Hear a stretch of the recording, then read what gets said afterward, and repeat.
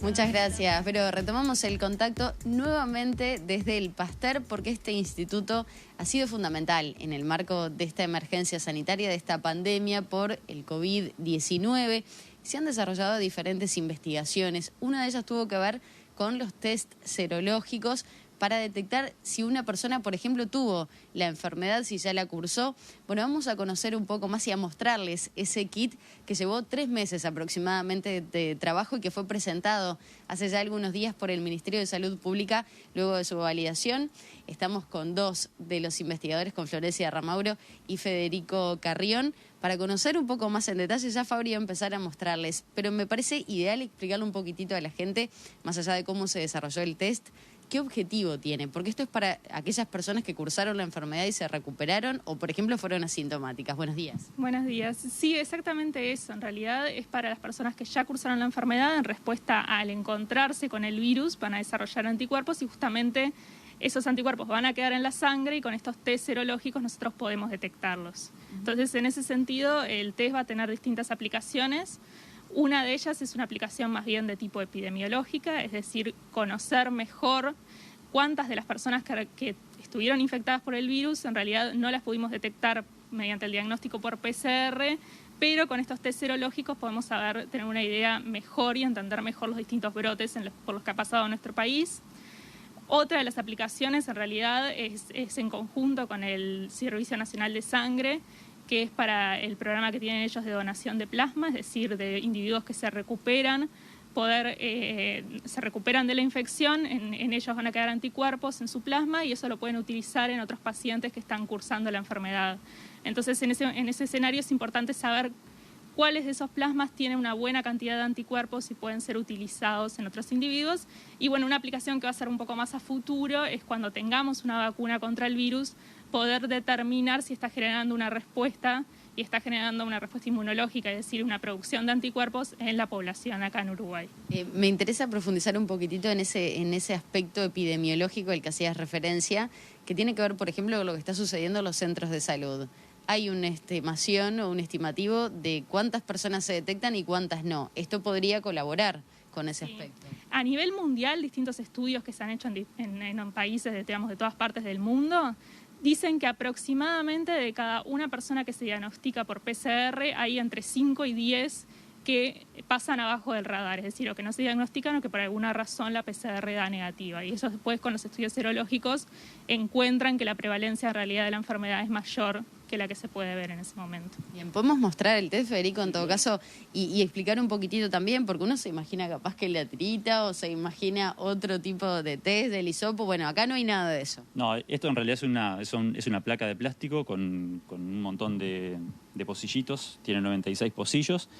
Y la idea de esto es que en la parte de abajo, en el fondo, en el fondo de cada uno de estos pocitos está la proteína, una de las proteínas del virus, es uno de los componentes del virus del SARS-CoV-2, ¿verdad?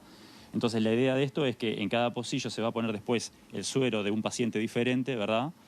Y mediante una serie de pasos de lavado, aquel paciente que en su suero tiene anticuerpos contra el coronavirus, esos anticuerpos van a quedar pegados a esa proteína, porque justamente los anticuerpos están diseñados para unirse a las proteínas, a los componentes del virus, ¿verdad? Entonces, después cuando la placa se lava, solamente en aquellos pacientes que tenían anticuerpos van a quedar unidos a los anticuerpos. Entonces yo ahí después los voy a poder detectar mediante una técnica colorimétrica. Lo que hago es poner uno de estos reactivos que ya vienen, que son parte de la caja. Entonces me va a dar los pocillos que pertenecen a un paciente que tiene anticuerpos, van a tomar un color, que en el caso de nuestro kit va a ser color amarillo, ¿verdad? Y los otros, los pacientes que no tienen anticuerpos, van a quedar transparentes. Entonces así uno puede primero distinguir cuáles tienen anticuerpos contra coronavirus y por lo tanto fueron infectados por coronavirus, de aquellos pacientes que no, ¿verdad? Bien, esto, tú decías, hay 96, o sea que sirve para hacer 96 test distintos, serológicos. Sí. Esto abarata también el costo, ¿no? Sí, sin duda. O sea, uno cuando tiene la placa para hacerlo, puede juntar tantas muestras en el centro de salud donde se vaya a hacer este test y una vez que puede completar la placa puede hacerlos todos y en definitiva es un ahorro en tiempo para la persona que lo hace y obviamente en reactivos. ¿Ese procedimiento reactivo lleva 2 horas aproximadamente? Más o menos, sí, 2 horas. Bien. Y la persona, o por lo menos quien va a desarrollar o va a hacer este test, tiene que traer las muestras de sangre. O sea, no es que ustedes pueden extraer la muestra de sangre y hacerlo en el momento, lleva un procedimiento previo. No, la extracción de la muestra de sangre se realiza como cualquier extracción de sangre, como cuando tú te sacas el carnet de salud, ¿verdad? Es una muestra de sangre donde se centrifuga, se hace girar a muy alta velocidad, se bajan las células y queda la parte de arriba, que es como un líquido transparente, amarillento, donde ahí están los anticuerpos. Eso es el suero y eso es lo que se utiliza, se hace todo en un laboratorio clínico, ¿verdad? Se utiliza como insumo para poder determinar después la presencia de anticuerpos en ese suero. Bien. Bueno, esto llevó 3 meses de trabajo. De ahora en más, con esto que desarrollaron, ¿van a seguir trabajando en algo más, en alguna otra, no sé, línea de investigación?